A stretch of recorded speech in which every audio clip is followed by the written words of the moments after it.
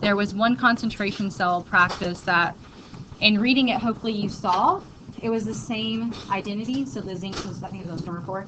It was the same identity, so the same metal, but it had different concentrations in the anode and the cathode. So that is called a concentration cell, because the only difference is the concentrations in the anode and cathode. So it's simply the concentrations that cause this electrical potential. So it's not the identity of the metals, because they're the same. So technically they have 0 reduction potential differences, but the concentrations cause some like minor voltage difference or minor voltage production, which is very minimal, but it still occurs. So that's how you can identify a concentration cell. It's the same identity, but there's different concentrations of its ion in the different chambers. So it's going to, allow for electrons to flow, which is caused by this difference in concentration. But when does it stop? So we say equilibrium, right? But there's I would have to know I'm at equilibrium. So what would maybe give that away? Okay, so the battery doesn't flow anymore. But when do you guys think, if you're looking at the cell, there's some things we see. We can see concentrations, we can see the metals.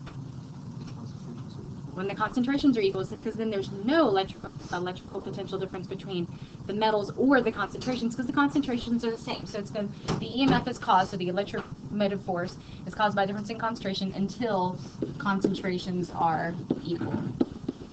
And at that point, the cell will stop making electrons flow.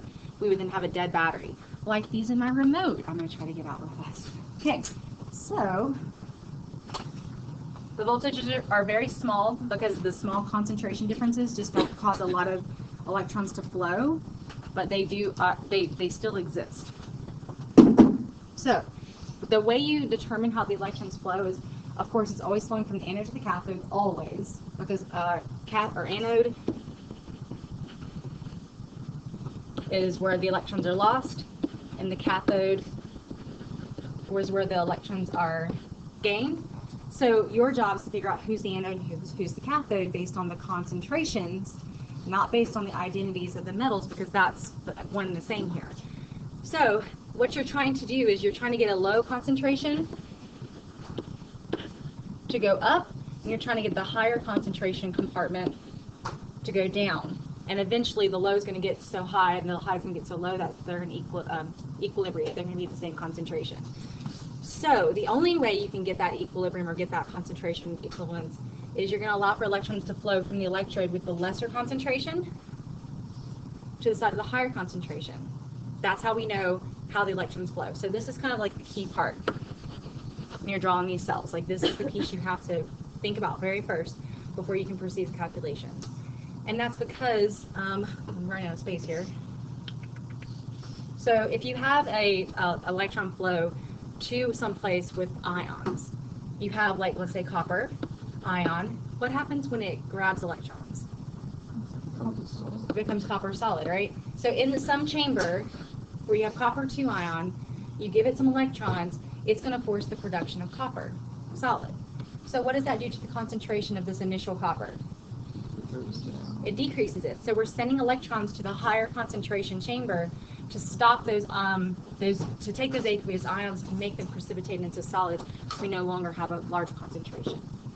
So as you take those electrons away from, let's say, zinc, or no, sorry, it's going to be zinc, copper. So let's say you have copper and it loses electrons. What is it making in this chamber? Ion. So we're taking a low concentration, we're taking its electrons away, so the copper deposits itself into solution to make more ion. So as this low concentration makes its own ion, concentration goes up, and as this high concentration makes its own solid, its concentration goes down, and that's when we hit equivalence. Does that make sense? Okay, now we're going to work through an example. Okay, so this stuff down here just talks about anode and cathode, but this is really your key point. Can I move on from this? Almost.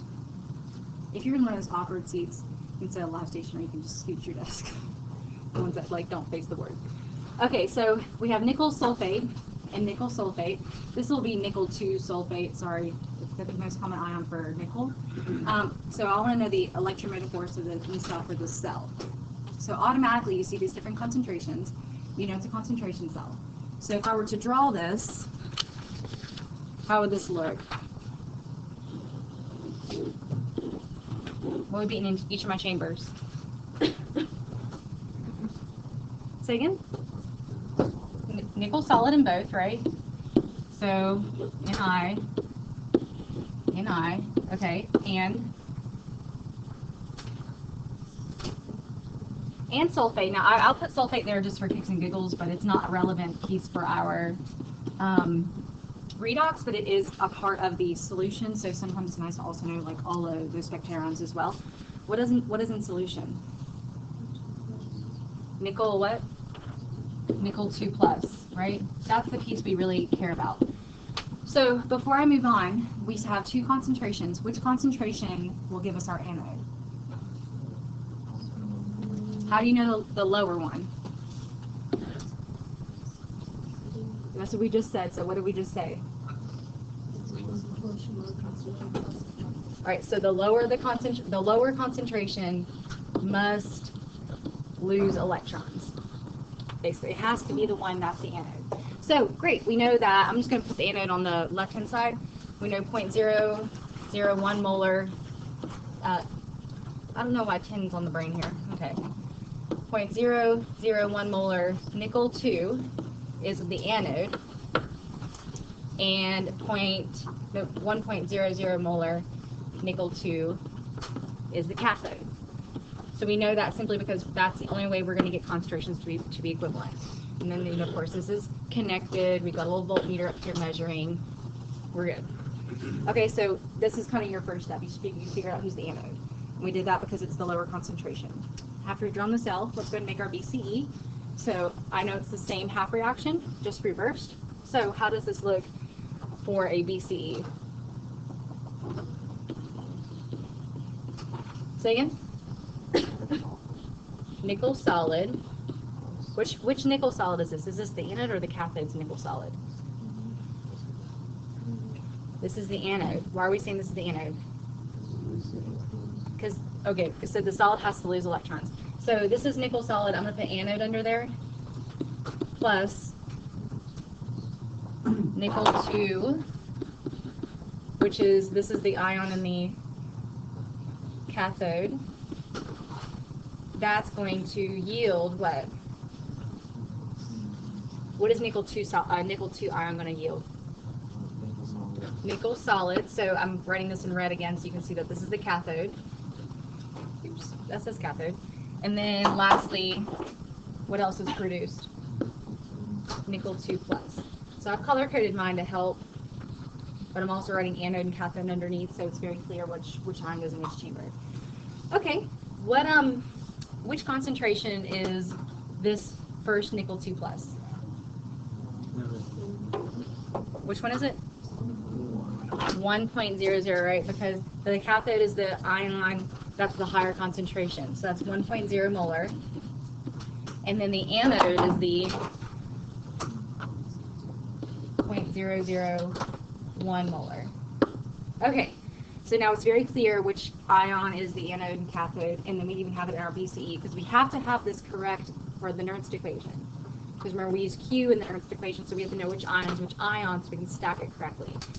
Okay, what's the Nernst equation? Ready when you are. So the new E cell we're solving for equals E naught cell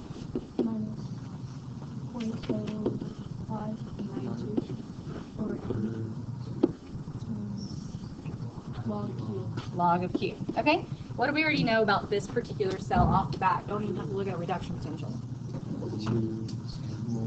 Okay, so I know collectively there's N of 2 moles of electrons because there's 2 electrons lost and gained. What else?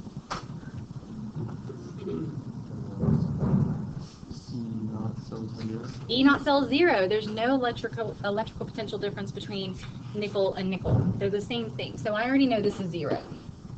I already know N is 2. So as we plug some of this in,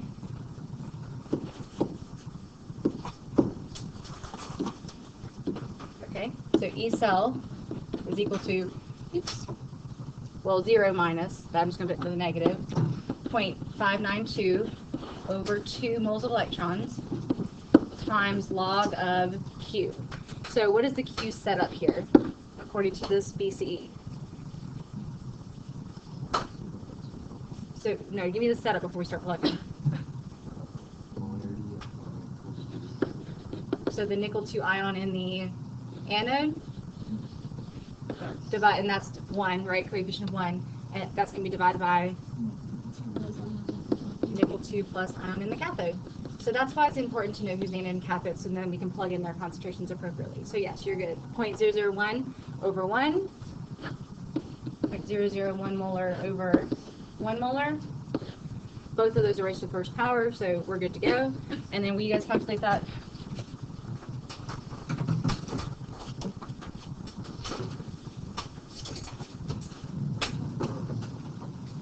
It should still be positive since it's still galvanic, so just make sure you're good there.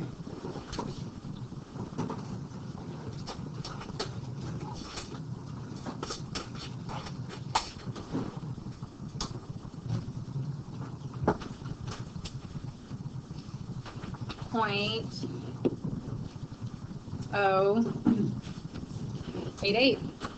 High or low voltage? Pretty low, right? And that makes sense because we know that concentration cells have a low voltage. Okay. That's it for concentration cells. I'm not going to do another one like this because on your practice, the number 4, you can reapproach that as needed. All right, so I'm going to finish up stuff from yesterday, and then we'll talk about those 1 through 5, and then we'll do electrolytic cells. When you need a break, holler at me. Some of you guys already look sleepy. 7:30. Ooh. Okay.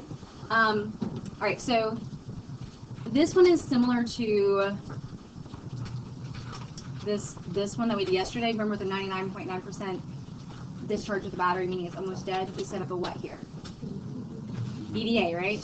And that was because we started off initially with standard conditions, and we went along the way of just subtracting from one side, adding to another side. So can you set up this one the same way? Okay, set that up, and then you can see that, let's say we're starting initially with standard conditions, but I want you to try to set up a BDA and end with the concentration of iron 380.005.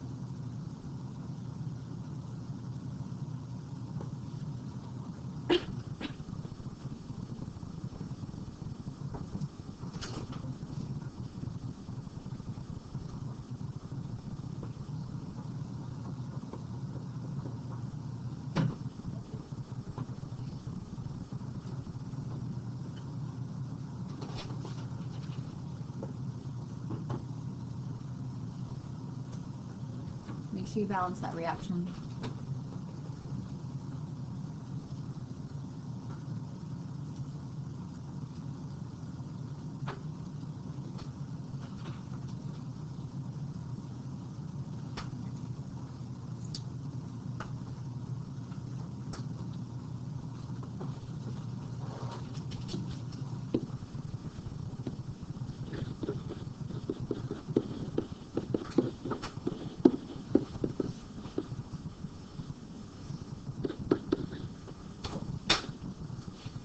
So how did you guys balance?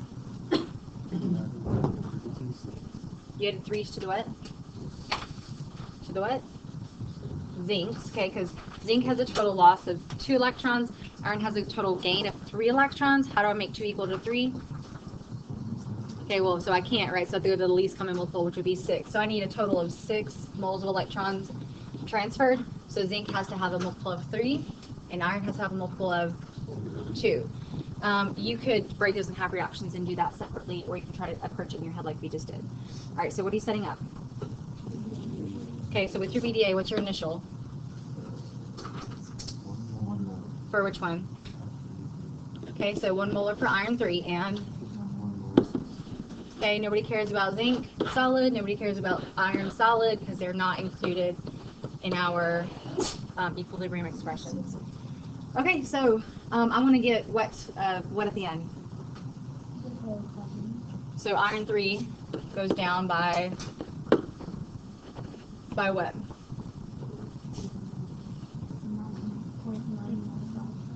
So 0.995. So how does that impact zinc? Okay, so we're using the stoic, right? So we're using the mole ratio. So yes, it's going to change by that same factor, but with a multiple of 3/2, because you're making 3 times as much zinc as you are, or sorry, you're making 3/2 as much zinc. So it's made in a ratio of 3 to 2. So you're subtracting over here, and you're adding 0.995 times 3/2 according to the ratios. So we end up making 2.4925 molar of zinc 2.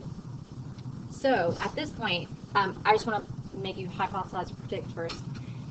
Is this E cell going to be lower or higher than E cell not, assuming standard conditions? Is this new E cell with these conditions going to be lower or higher than the initial E cell? Say again? Why lower?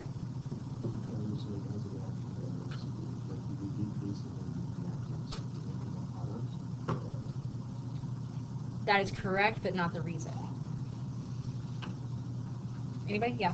Because it always flows from low concentration to high concentration, and that has a big number. Yeah. Is it because there's like a lesser difference in concentration? No, there's actually a much larger concentration difference, right? The initial one, like with 1 and 1. So it's lower. Okay, so this is lower. Okay. We just talked about this yesterday with Le Chat's. That's my hint. At this point, with these new values, this reaction is then going to start to approach equilibrium. Okay, it's going to shift. Yes, it's going to shift in the reverse direction. So it's going to really hinder the production of electrons in the forward direction. So there's a lower EMF because there's a lower driving force in the forward direction due to the increased concentration causing a shift left. So increased concentration of the products causing a shift left. So this should be lower than what the initial would have been, but I don't have the initial on me. So we're going to just calculate. So before we move on, how do I set up Q?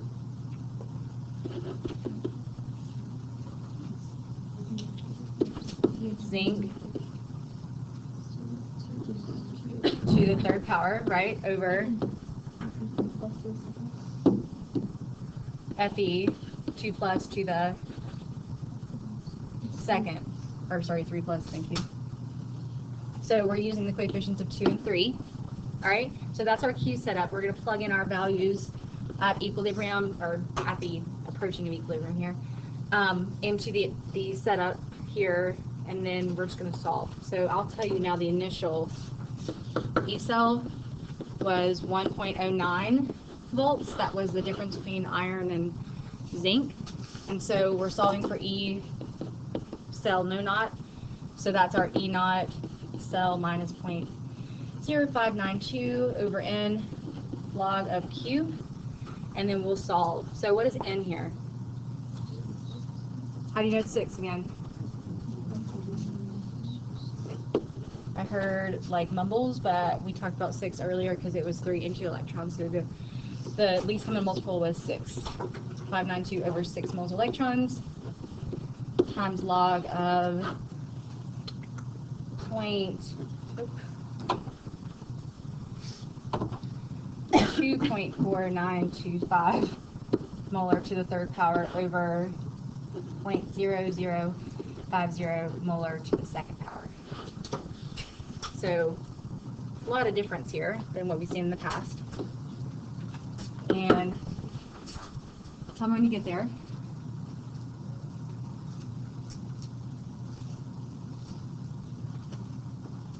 Chase, what you get?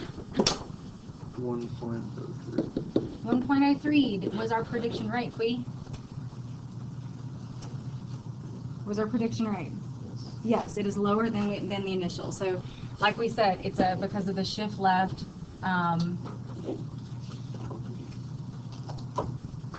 Due to increased product concentration. So that was our prediction. Sometimes it's qualitative, sometimes it's quantitative, and what we have to do is some kind of practice with it. Yes? Why do we call it Q in our equation to use the equilibrium? So up here, we just always set up as it is as Q, because as soon as we say it's equilibrium, we have to assume that this is 0. So I said it's approaching equilibrium. At this point, at the point that this question stopped us at, it does not say that we're at equilibrium. It just says, hey, we've stopped, and this is the new concentration, and this is the new concentration. But we're setting it up to see what the voltage would be given these conditions. Okay. All right. Are we okay with this? So this is our 3rd or 4th time seeing nurse. Are we okay? You have to speak to me. Okay. So yeah. Also, remember you nurse when the concentration isn't the changing variable. Oh, very, very infrequently. So most of the time our changing variable is concentration, so we want to see how that changes the E cell. Okay. All right, let's check a couple of those from yesterday. Okay. So number 1 was one that was just simply talking about shifting. So in terms of like no calculations, I hope you would be okay with this one. Did you set up your equation correctly with aluminum plus silver ion? Yes or no? Yes or no? Yes. Some of us. Okay. The phrasing was a little different. It said, oh yeah, the replacement of silver by aluminum. So silver is the ion being replaced by the metal aluminum. That's what like a replacement reaction does. So silver is the ion that's being replaced by aluminum to make aluminum 3 and silver solid. So we have a 1-to-3 ratio across the board. And then I just sketched a cell because sometimes it's important to see what the cell looks like so you can then anticipate like anode cathodes changing. So when you add water to the anode, which in this case is who? Left or right on that picture? How do you know? Because this is aluminum, right? Aluminum is forming aluminum 3+ and 3 electrons, okay? So that's how you know that this is the oil, this is the oxidation, so therefore this is the anode. All right, so as you add water, what are you really doing to the thing that matters? You're diluting a concentration. That's the only thing that you can cause shifts with is changing, not the only, but in this case, changing concentrations will change our equilibrium. So what we have is a decrease in a silver 3+ concentration. So which way will it shift? It will shift which way? Towards the product, so it will shift right. So as we shift right, the driving force in the forward direction increases, which would increase E cell.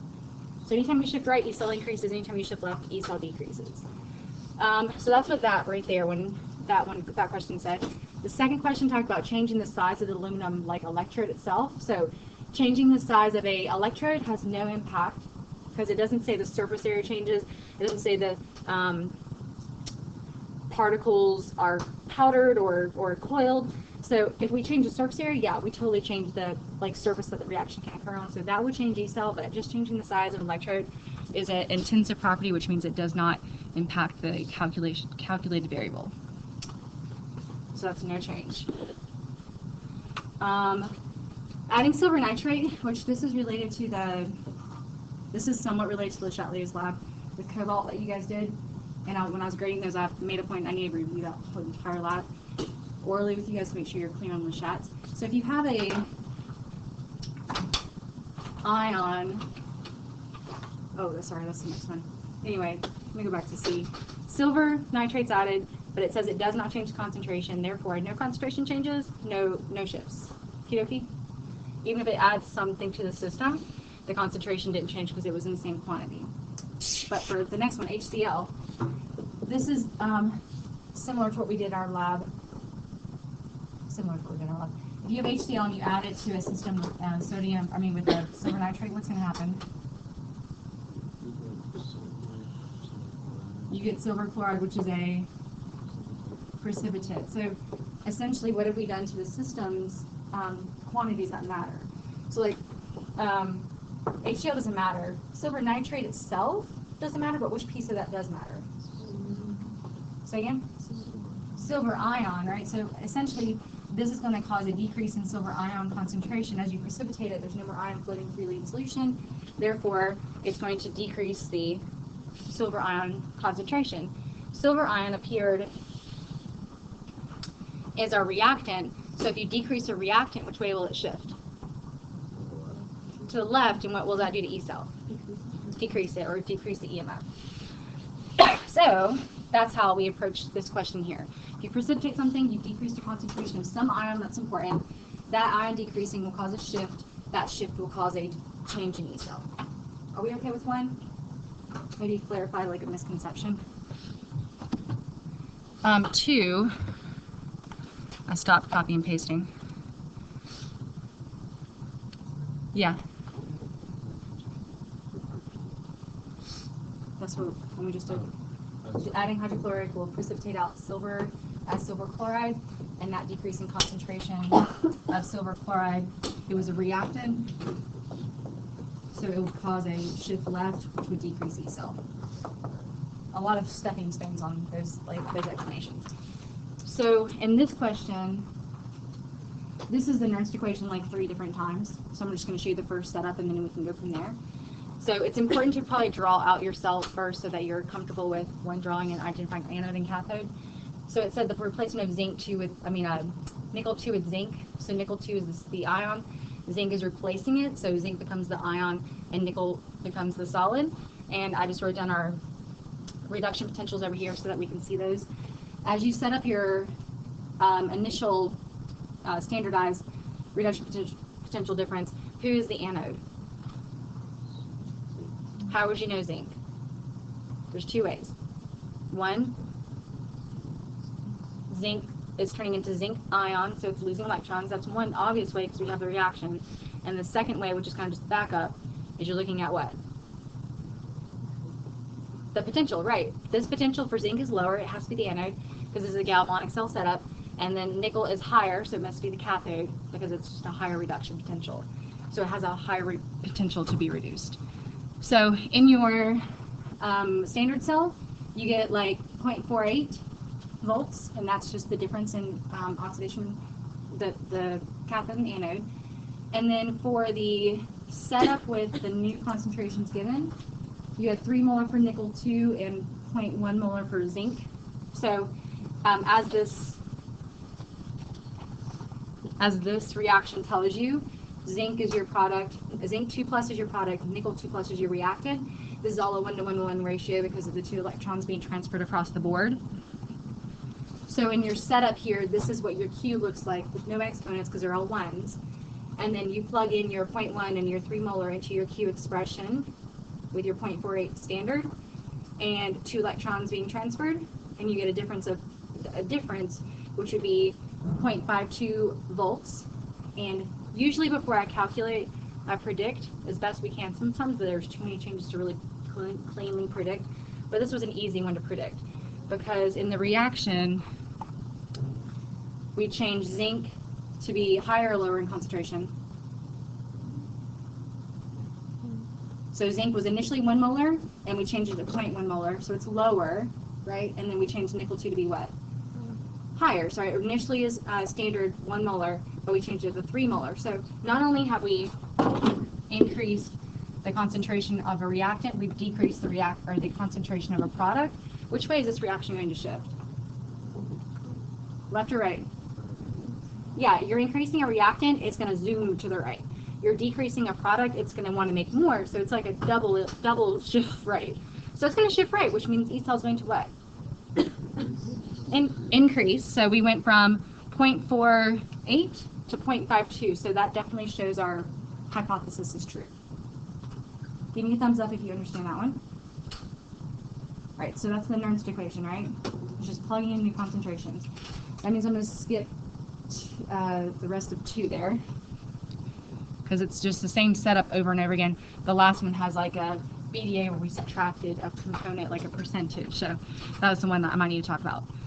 So on 3, we were given a scenario of Iron 2 is oxidized from iron 3, while oxygen gas is reduced to water in acidic solution. That probably didn't tell you, like, who thought to say, hey, I need to write down 2 half reactions? Thanks, Cassie. Brilliant. Okay, so I got a couple people said, okay, I can write down 2 half reactions.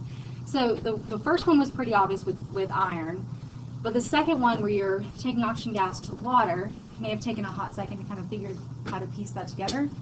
But if you have your O2, you're going to make H2O. You double your 2 to make 2 oxygens first, because you're adding another water. And as you add that second water, now we have 4 H pluses over on the right side, so you add 4 H pluses on the left side, and that says 4 E, so 4 electrons. So that's our cathode, that's our anode. There were only 1 electron versus 4 electrons, so we'd multiply the top by 4. So our total our 2 half reactions together gives us this long BCE here. 4 iron 2s plus oxygen plus 4 H pluses yields 4 iron 3s and 2 waters, which is liquid water. Are we okay with half reactions here? Okay, so after that, the only weird thing here was that it told you the partial pressure of oxygen later on, and yesterday I didn't get a chance to tell you, sometimes they're mixed variables, but we're just going to use them the same, use them as a concentration, and so we're plugging in that as well with the concentrations given.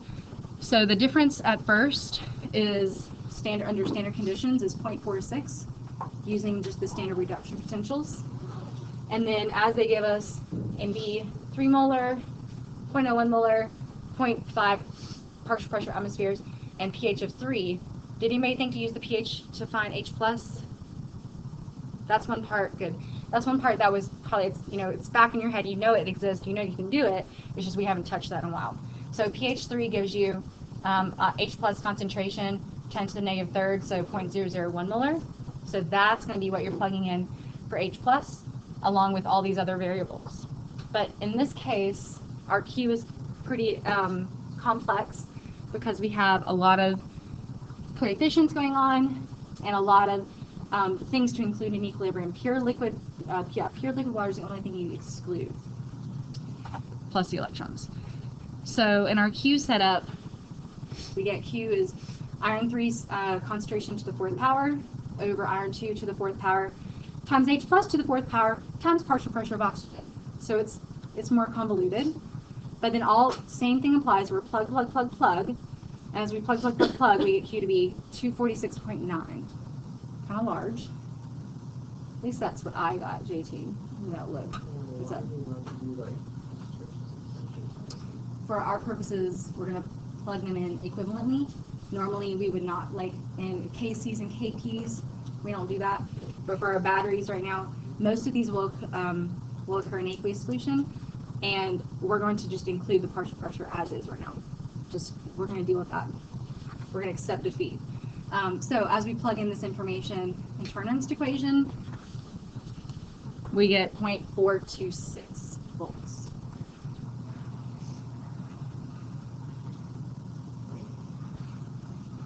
So what was hard about that one? In terms of like you looking at it last night and going, okay, I don't know what to do. The picture? Oh, the partial pressure. What's the partial pressure? But right now we're just going to say let's deal with it with the same as concentration. The pH thing kind of just didn't ring a bell immediately. And then maybe there's half reactions, like making sure you had everything completely there for the half reactions. Okay, I'm going to stop for now. Take a stretch break for me. Go talk to a friend. Slap yourself a little bit. Put some water in your face. Jump jacks. Whatever you got to do. Marcus, get up, sir.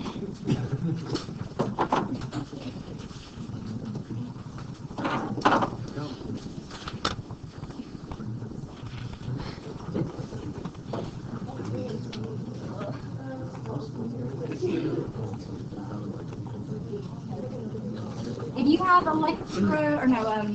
equilibrium test corrections, they can go in the box. So you have equilibrium test corrections.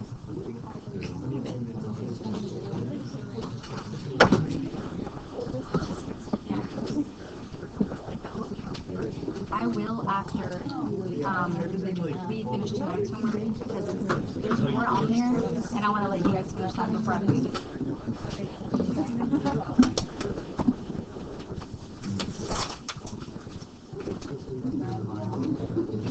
I one intervention.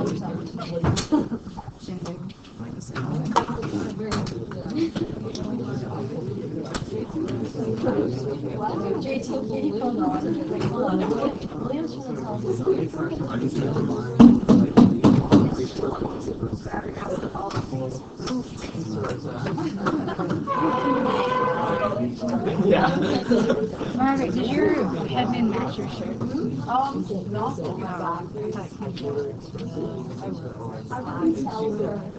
Alright, come back to me, write down what's on the board. Come back to me and write down what's on the board. Bye.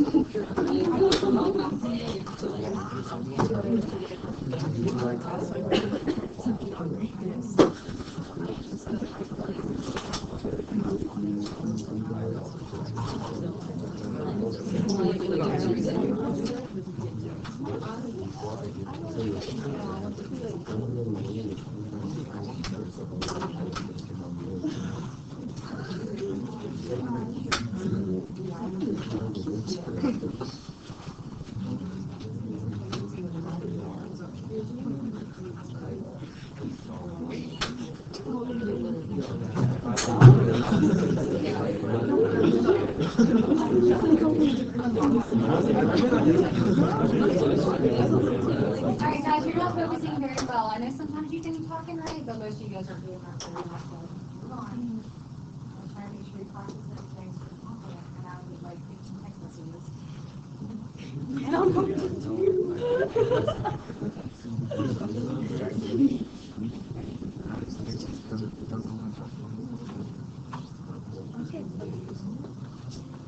Alright, so yes, everything, basically thus far we've talked about is I know everything we have discussed as far as galvanic. A lot of the concepts can also apply to electrolytic, but what we do with electrolytic is actually kind of fun. We can make different metals, we can purify different metals, we can calculate how much of that metal can be deposited if you apply certain current for 5 minutes. So like when I made silver for our lab, yeah, I made silver, alchemist, I could determine how much I needed and determine how long I need to apply a certain voltage to therefore precipitate out so much silver so you all could have a certain amount. So we do the calculations here shortly, but we set up galvanic or electrolytic cells not quite in 2 chambers like a galvanic cell works, but there's still anode, there's still a cathode, there's still half reactions, there's still electrons moving from anode to cathode, there's still voltage we can detect, there's a lot of things the same. But the electrolytic cell does not run by itself. Therefore, I'm saying it's non-spontaneous or non-TDAD. So we have to say, well, how is it running? Like, who's running this cell? Well, it's called a coupled reaction because a galvanic cell runs the electrolytic cell. A galvanic cell gives energy to a cell that doesn't happen to run by itself, and it allows it to run. So we're actually kind of still talking about galvanic because it's helping the process along, but we're focusing on what's happening on the electrolytic side. So a coupled reaction, I have the definition on the bottom of the page here, but it is a spontaneous reaction that provides energy for a non-spontaneous reaction. So the spontaneous reaction is the which one? Galvanic, and it's helping the electrolytic run. So we still have like a external source of energy, which is the galvanic. Many times I'll just put 9-volt battery to indicate that like that's 9 volts that I'm applying to the system, or some sort of voltage. We're still transporting electrons from anode to cathode. But this 9-volt battery is actually pumping electrons to the cathode, because that's where the electrons go, and that helps with building up a charge difference so electrons will move naturally. So this is actually what charges your battery in your car. That's how that works. This is a picture that can somewhat give clarity to the differences. The one that has a voltmeter, that's just measuring voltage, is the galvanic, so it's not going to have any external energy source. But the one with a, you can either call it just a battery, you can call it a DC, meaning direct current, right? A DC cell, direct current, it's directly applying current to the system. Or you can put like 9-volt, like that, and that's how we'll designate kind of electrolytic looking differently than a galvanic, because we have an external source of energy. So what happens here is I've labeled my battery with a negative and positive probe, which would be, what's the term for that? Terminal. So the negative side is the anode, the positive side is the cathode, because the positive side is going to attract electrons to itself. So what's happening is that this is the anode in my electrolytic setup. Now, I have 2 different chambers. Most of the time I'm not setting it up as 2 different chambers, but I'm just showing you the parallels between these two. So the anode is still sending electrons to the cathode.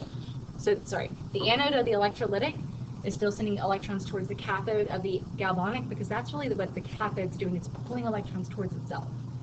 And then the anode, no, I'm sorry, I'm going the wrong way, guys.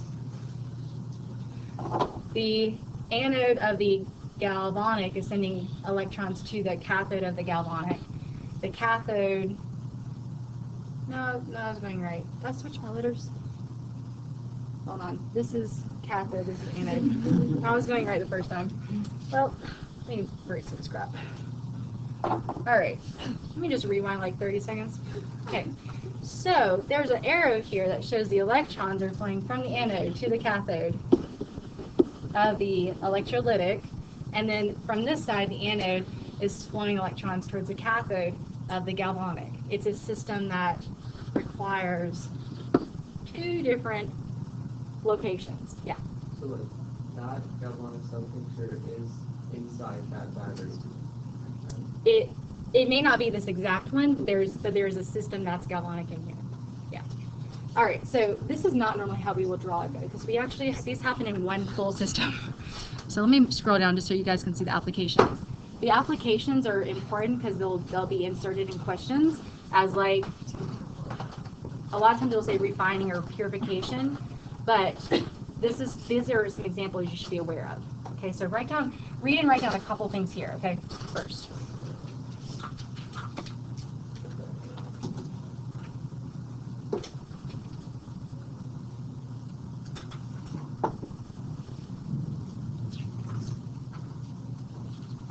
And pull out your packet, because I printed some stuff that I want you guys to use today.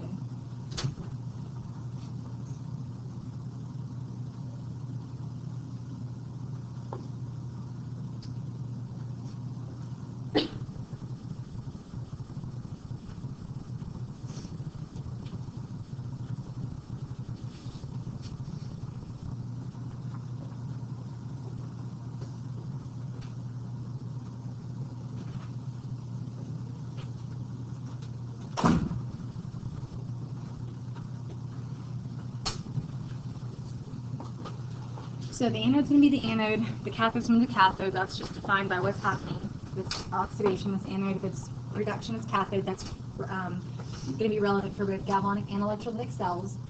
And we talk about electroplating a lot.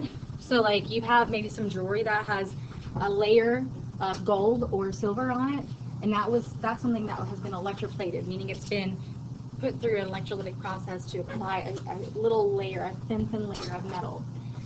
We talk about purification or extracting something from an ore, so like a copper ore or an iron ore, and that's something that we could actually find like percent copper from, but it's occurring through electrolysis or electrolytic cells. And some of the examples I thought were cool, so like chrome plating caused by electrolytic processes. If you've ever seen something that's like gold plated or gold electroplated, that's like some jewelry that you might see. Those are like the the markings that would be on the jewelry to show that process has occurred. That's kind of what's happening out in real life. So real life applications, we have some examples. Can I move on? Okay. This is going to be what we draw. It's a single chamber compartment. There's no two chambers. So what I want you to do is give yourself a sketch. I'm going to show you this one here in a second, but I'm going to show you the process that's happening here. So this is the diagram. We have a single well, and we have a what up here running the process. Okay, so a voltage source, I'm just going to put 9 volts, so we'll kind of understand it's a 9-volt battery. That's our galvanic cell, they're running the process. We still have 2 sides, meaning we have like a anode and cathode. And for this particular example, they use silver to show you like a ring. This is supposed to be like a wedding band or something. So they have a ring here, there's silver plating. So the side that is being plated out, as it's sometimes called, is the cathode. So that means the other side is the anode, right? So as you can see, there's only silver here. There's silver as the silver anode, and then there's this piece of metal that doesn't matter what it is, but we're sending metal ions to it. We're sending silver to it. So this is silver over here. And I'm just going to put M for metal over here. So what's happening at the anode? What's the half reaction with the anode?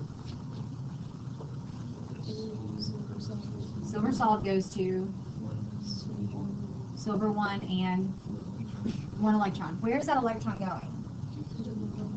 To the battery, right. So this electron's not floating in solution.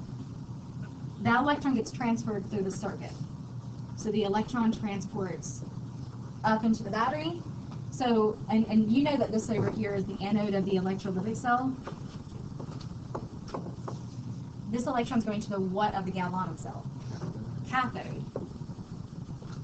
Because that's what cathodes do, they take electrons. Okay? And then we're going to send electrons from the anode of the galvanic cell to the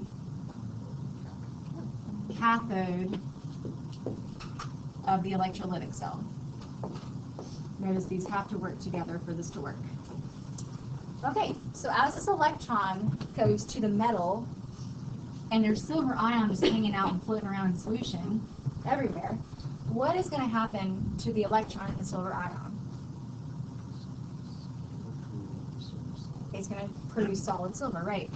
So this was the half reaction for the oxidation. So the half reaction for the reduction is silver ion plus 1 electron yields silver solid. And that is the process occurring at the metal. So what starts to build up on the metal? Silver, right? So I'm just going to draw like a little, like plated out, like mess, looks like a beard, but we're not going to say the word beard. And then what happens to the mass at the anode? It decreases. I just draw like a V on that, and that's just showing the silver is being precipitated out in solution to make silver ion. Yeah. So when it's going to the voltage source, and how it said the electron goes to the cathode, that the galvanic. So like within that, is like that electron going to the anode, or is it? No, the anode. It's just being built. It's just being supplied to the cathode. Remember, electrons don't move from cathode to anode. Yeah. So there's just extra electrons here. Okay. So basically, as you give an electron to the cathode, one of the ions that are floating in that cathode will make a solid, right, be precipitated out or something. And so to charge balance that, the salt bridge sends ions one way. So it has this constant like natural charge buildup that's going to occur, but then the salt bridge handles that. So that's just an unrelenting process. It's going to keep going. Okay, yeah.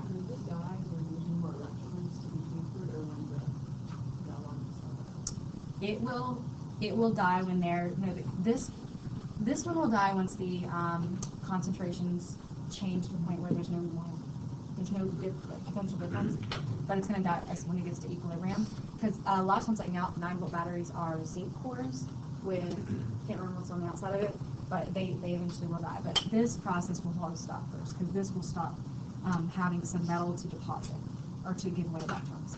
Okay. Okay, so here, that we just went over all that, good. This is a kind of a more particulate style diagram, which I thought was somewhat helpful. So you can see the little red dots are supposed to be representing what? Electrons, right?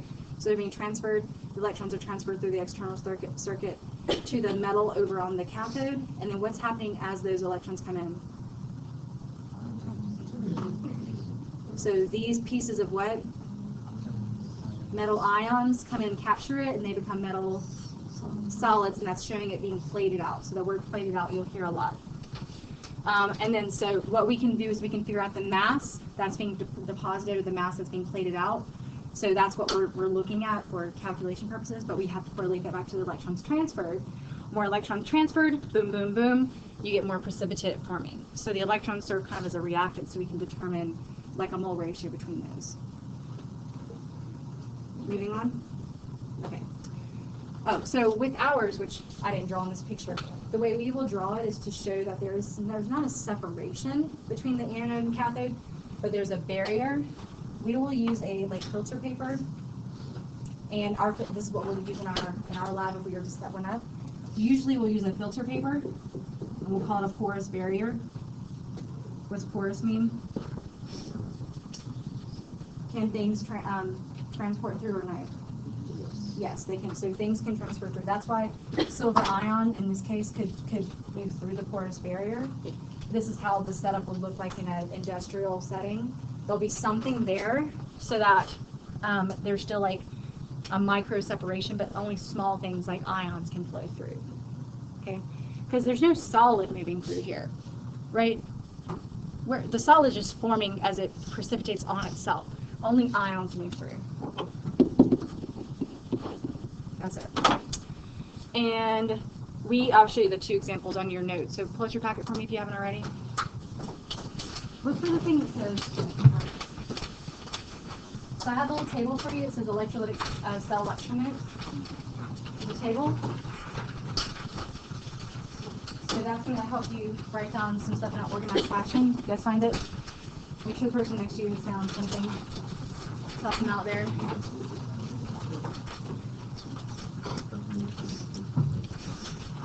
All right, so with electrolytic cell setups, we're generally working with only two styles of reactions. The first style of reaction is called a molten ionic substance. So what does molten mean? Say again? Melted. Melted. It's just the ions of the solid. Is it in aqueous form? Yay or nay? No. Melted is just simply in a container, you just have ions. There's no water. It's not aqueous. It's just melted. So that's our first style. And the second style is aqueous solutions. Those aqueous solutions, sometimes we'll have to use inert electrodes, like what? What's an inert electrode that we can use that would not be reactive? Platinum. Okay, so if we need an inert electrode, generally we'll use platinum, or we can use carbon, like graphite. So this is your first example. This is the molten ionic substance. So we only have two ions, a cathode or a cation and an anion. So anytime we have something ionic, it's always what and what combined together. Usually metal and non-metal, or a polyatomic ion that's an anion. So if we have a metal, this is my example of metal. This is M plus. This is a charge plus. So if M plus, there's only one thing it can do. It is not going to continue to lose electrons. It's already its highest oxidation state. It's going to then instead take on an additional electron to form its solid form. So what kind of process is that? Reduction. It's gaining an electron, right? So this is Rig. And my example for you is just simply, I'm using sodium chloride as an example. Sodium ion gains one electron to form sodium solid. What do we know about sodium solid?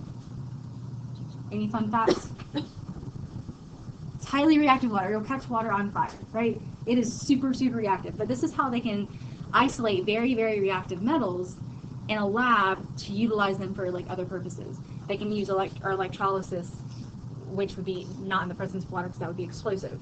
So that's why this is just pure sodium metal here.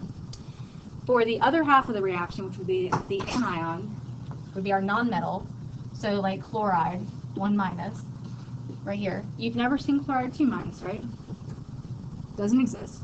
So we're not going to continue to go negative. So we're not gaining electrons. We're doing what instead? We're losing electrons, right? So we can't gain electrons here. We have to lose electrons because that's what the anion, it's at its maximum negative charge. So it's going to lose electrons, which would be oil, which is oxidation. And you can see that example over here. So again, what's always happening at the cathode? Reduction, right? Always. It doesn't matter if it's a galvanic cell or an electrolytic cell. What's always happening at the anode? Oxidation. Okay, so with this example, I have 1 electron and 2 electrons. So how would I need to balance this total reaction out? Multiply by 2, and then what would be my total BCE? 2 sodium ions, right? Plus 2 chloride ions yields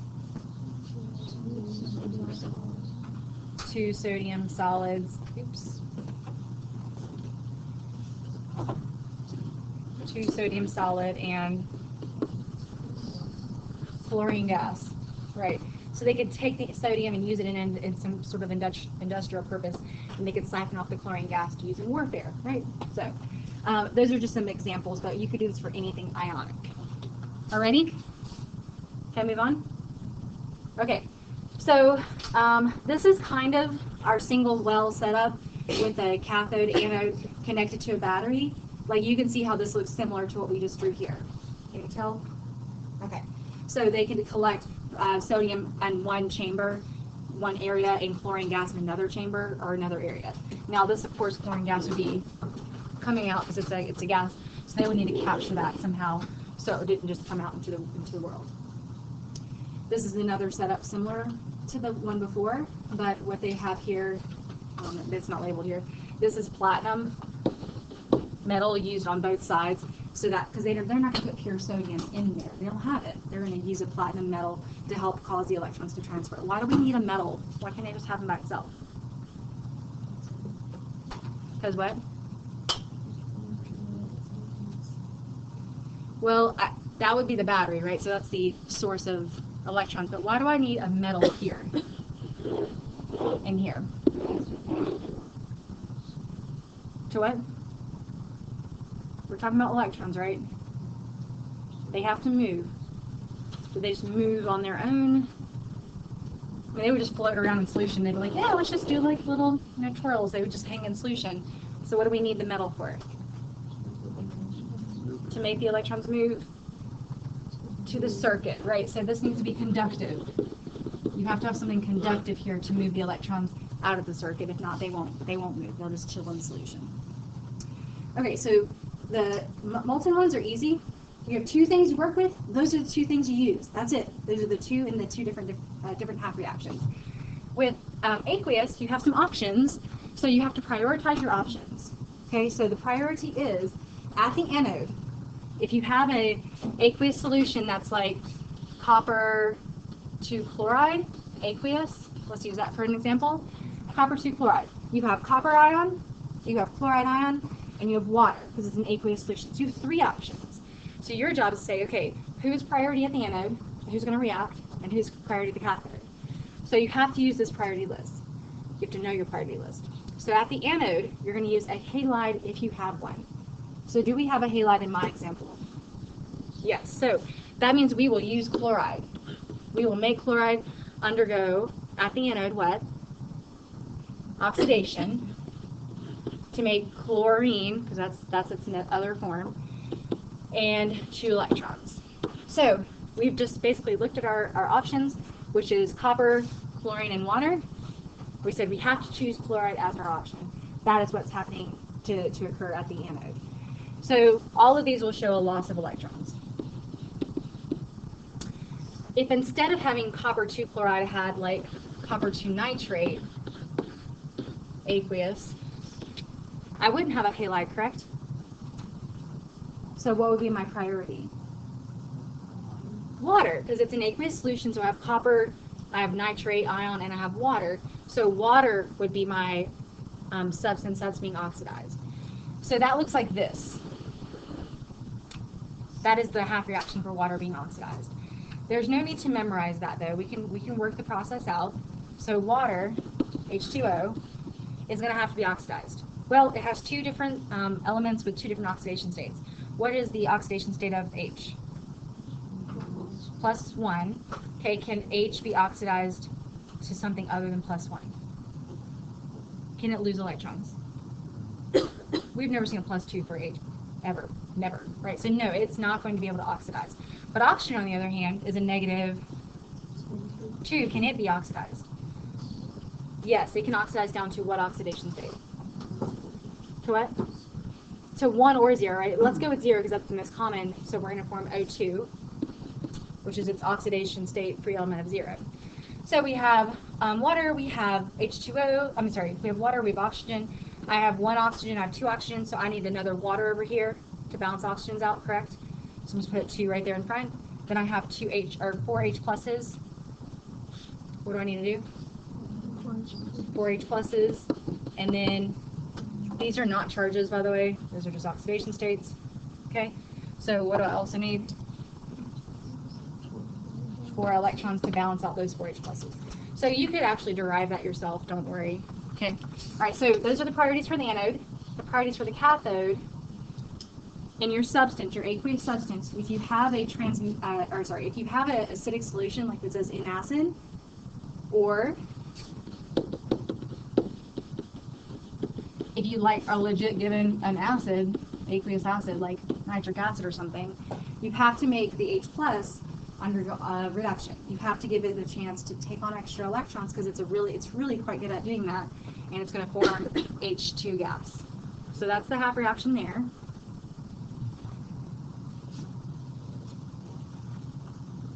I'll let you guys write down those other two for a moment.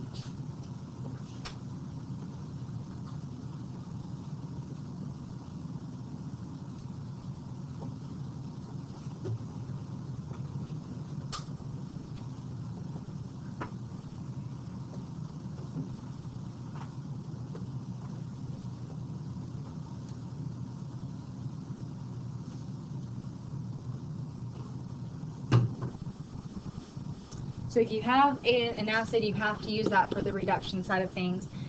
And if you don't have an acid, then let's say in our previous examples I had copper to chloride and copper to nitrate, you have a transition metal which is reducible, which means it can take on additional electrons.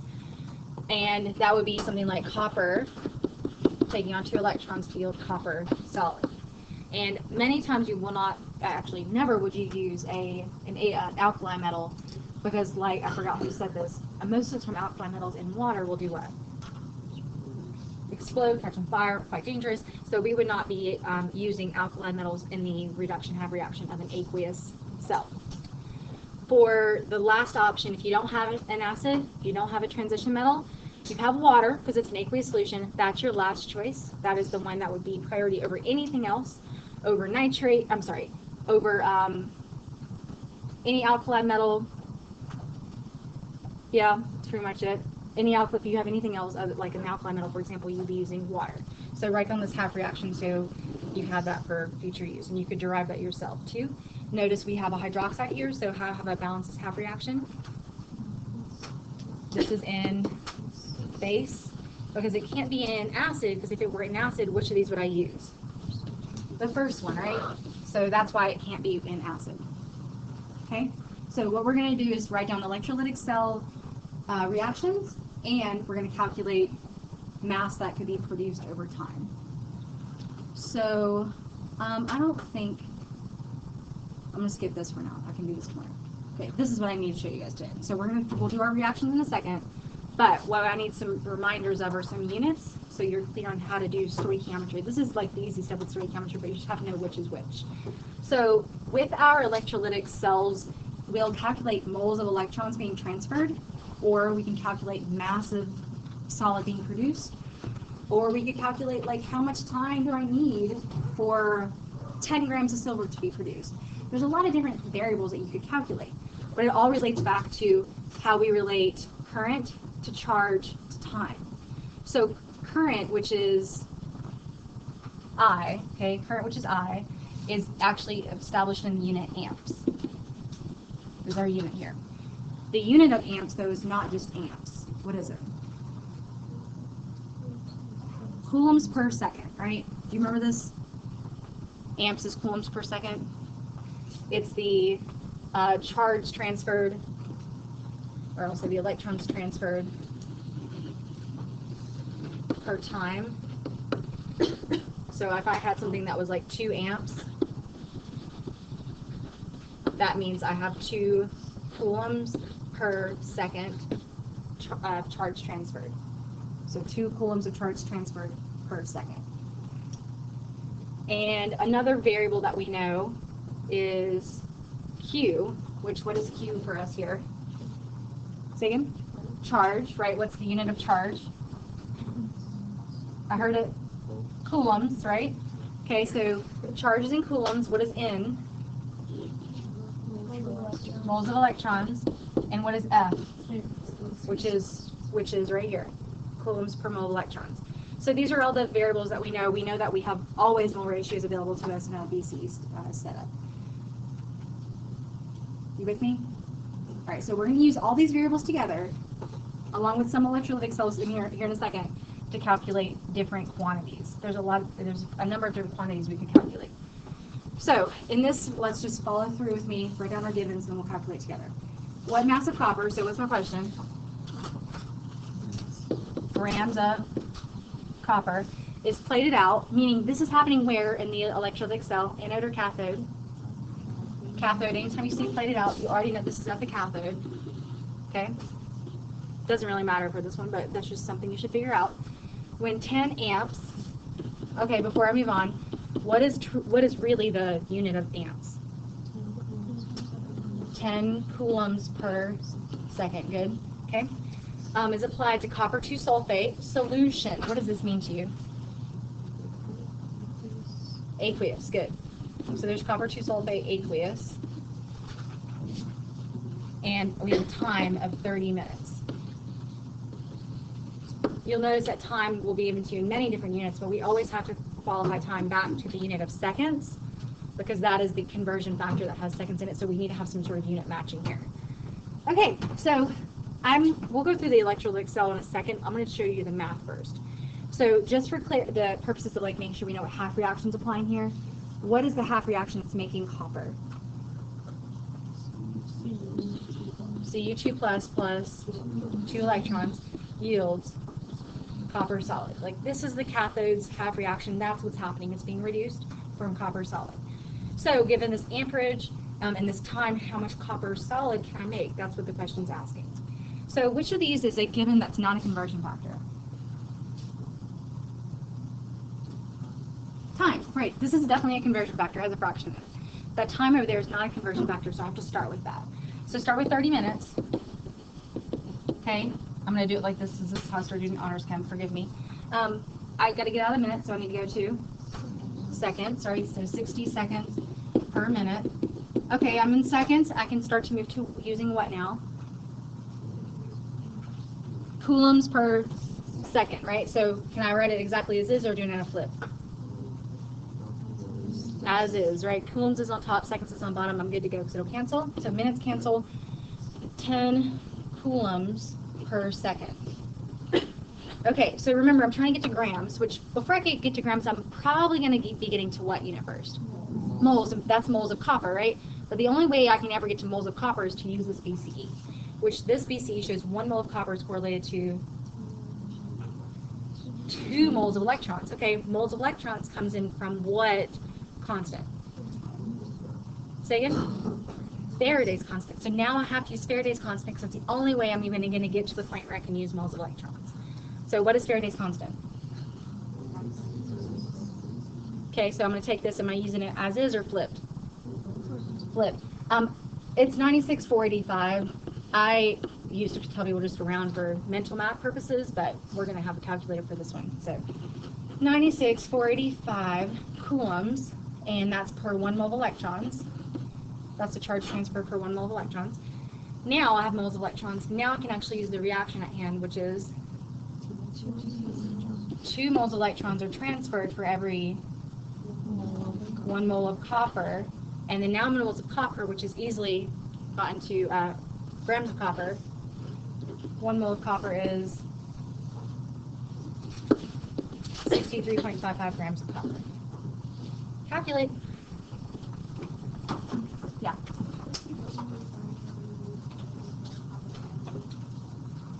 Because it gives you a copper 2 sulfate solution. So that copper 2 sulfate is your copper 2, and then you're forcing copper sulfate 1.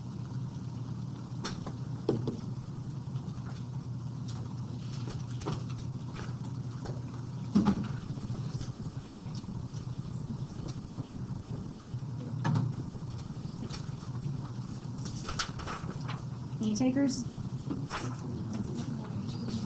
5.93 grams of copper. Woo! That's a pretty good amount of copper in 30 minutes, right? You can set that battery up and let it roll.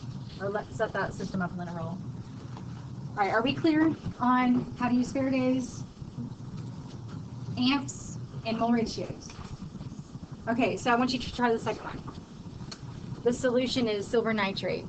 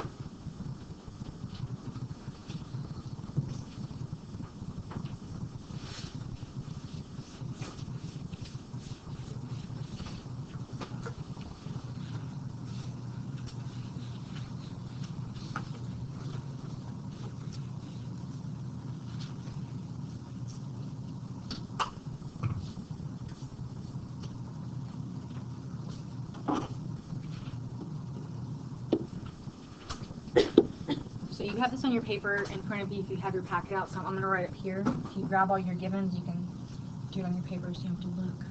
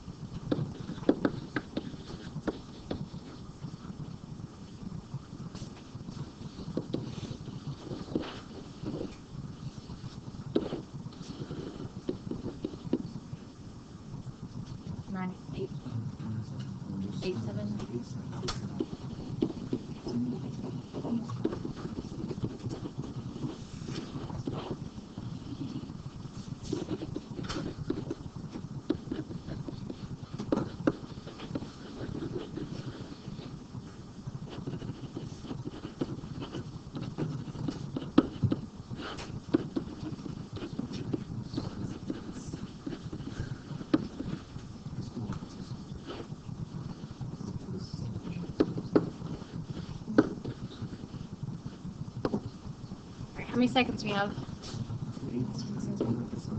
18 what? 78. Alright, how many hours is that? Huh? So, how many seconds are an hour? 3,600. Which is what? Point what? 0.55 is that what you said? 521 hours. Okay. Just making sure you can convert to hours. I know it's been a while. Hours can. It doesn't say which unit of time, so you could go to like years if you wanted to. Like, you're gonna go to centuries, whatever works for you. It just says how long, so I would take whatever unit you establish. Okay. All right. How do we feel about the calculations of electrolytic right now? It's all unit cancellation. If you know which units go with which quantities, and you know where to start, and you know the reaction that's relevant, you're good to go. Okay, let's do a couple more. These will challenge you a little bit more. So, okay, 10 liters of saturated silver nitrates electrolyzed for 1 hour at 1 amp. What is the final pH of the solution? Where does pH come in? Whoa! So think about this. It's asking for pH. So what is it trying to tell you how you may be produced? Probably hydrogen ion. Okay, so we're like, oh, that's relevant. I just saw that. And what? That one reaction. The water one, right? So this is in what? This is an aqueous solution. So it says it's saturated, which means silver nitrate saturated in aqueous solution. So before we move on, I want to practice writing these half reactions. Because we have to, actually. We can't approach this without it. So what's the half reaction at the cathode?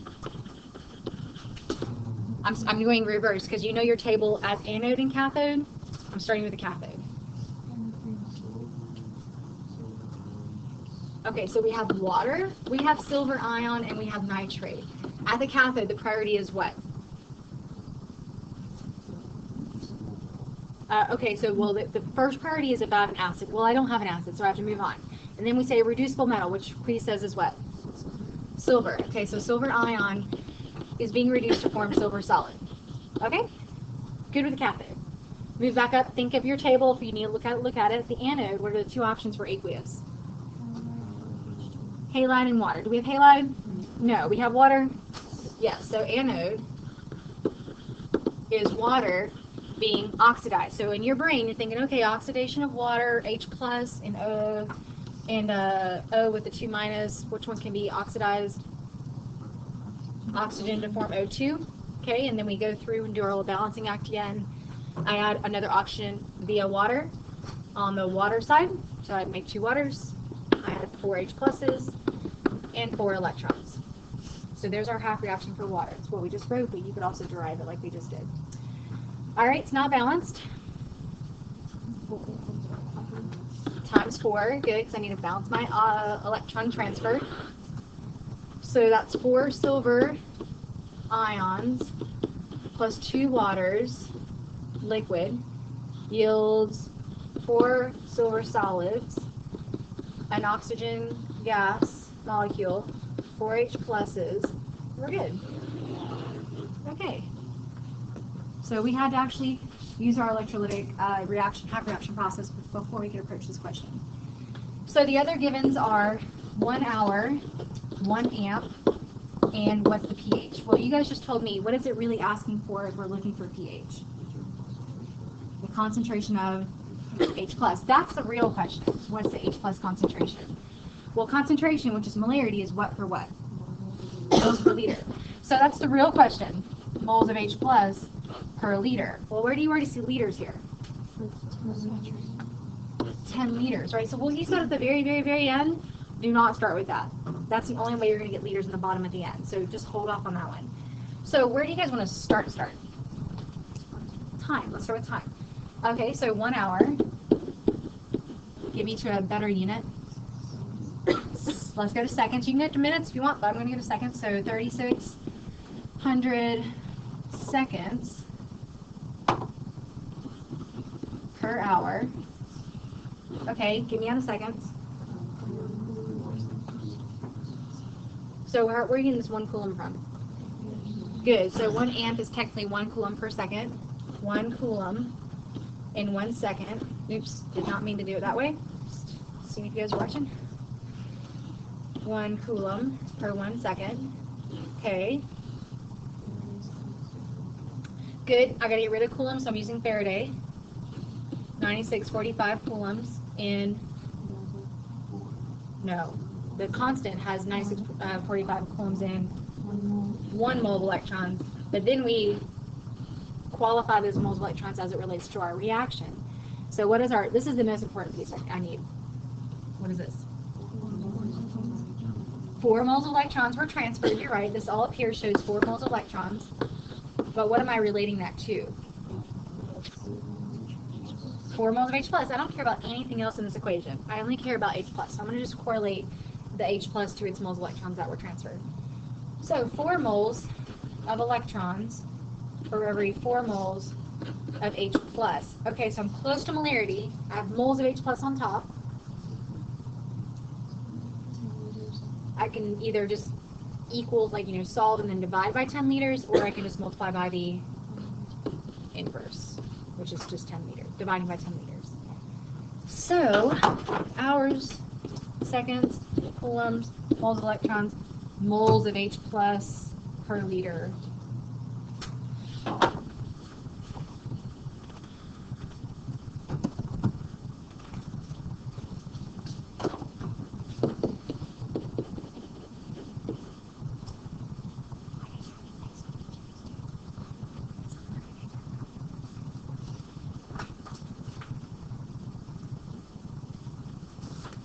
Point.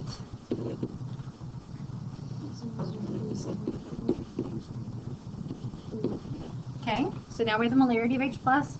Throwback, how do we get pH? pH is equal to negative log of H plus. So negative log of 0.00373. Do this before you calculate. What is this in scientific notation? Times 10 to the negative 3. Do you remember that the exponent controls how high the pH will be? Because it's base 10 log, right? So the exponent is like the x in your log setup. So the top pH this will be is 3. But it's lower than that because of the maximum is 3. So this is like 2.6. What is this? 2.43. So you could still guesstimate it's between 2 and 3. But 2.43 works. There we go. Look at us doing pH with batteries. Yeah. Okay. I think I have one more. I still have like 10 minutes. This is great. Extra 10 minutes in class. Okay, breathe. Deep breath. Deep breath. Yeah. 7. Write down your givens first. My last one. Write down your givens first. Get pretty cumulative here. What's your hint here?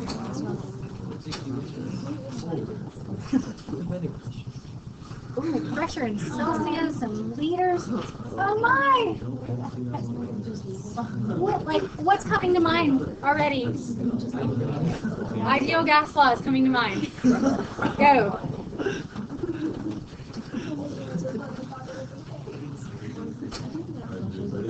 Just reminding you of all the things you need to know for your midterm.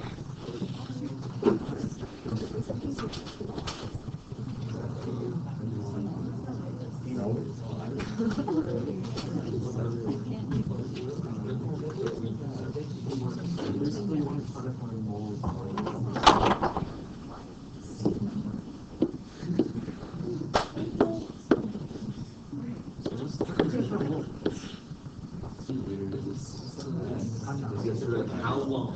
How long?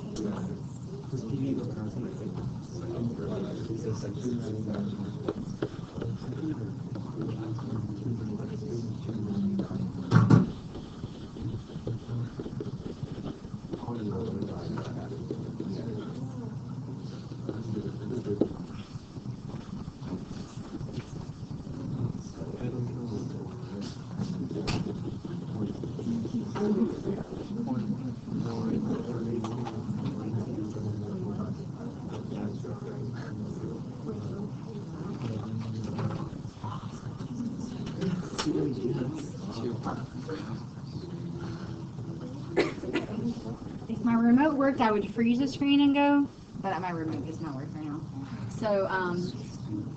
So what's your very first step? You're finding what? Moles of O2. Okay, now you're in moles of O2. What the heck are you comparing moles of O2 to? We need to write a half reaction. So the half reaction has to make oxygen.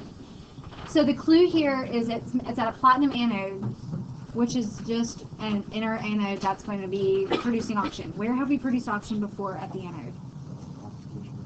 Oxidation of of water. We have to oxidize water. Okay, half reaction. This is the third time we have written this one. What is this half reaction?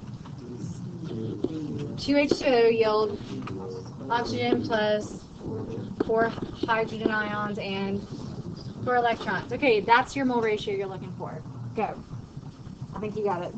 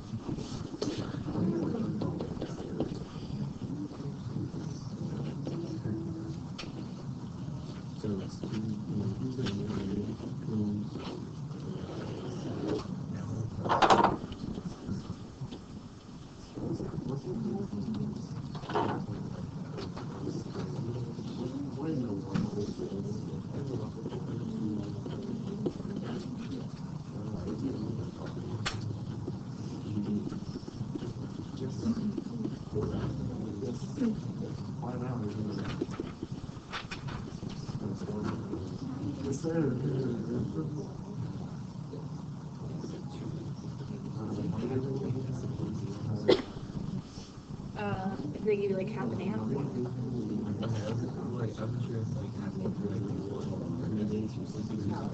Don't we change numbers? The numbers as is.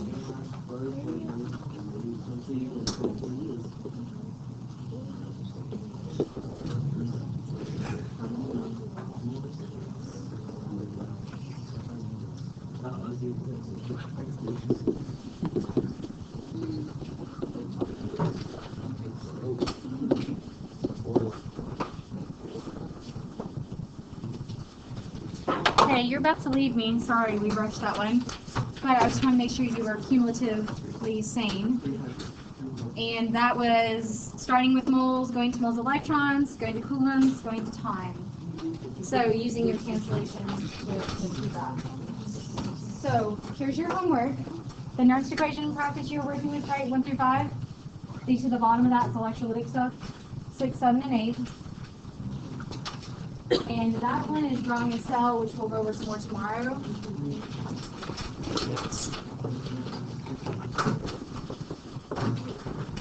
And I want you to attempt FRQs, which are in your packet. 88, 85, 93. All of the website.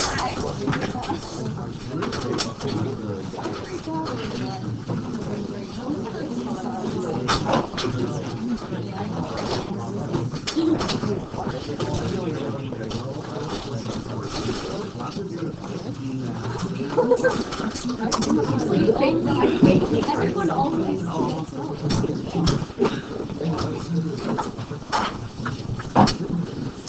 Or just the website. You'll follow that